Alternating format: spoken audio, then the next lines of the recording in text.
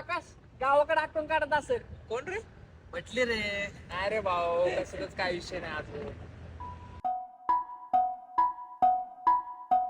हळद पिवळी पोर कवळी जपून लावा गाली सावळ्याच्या चाहुलीन पार ढवळी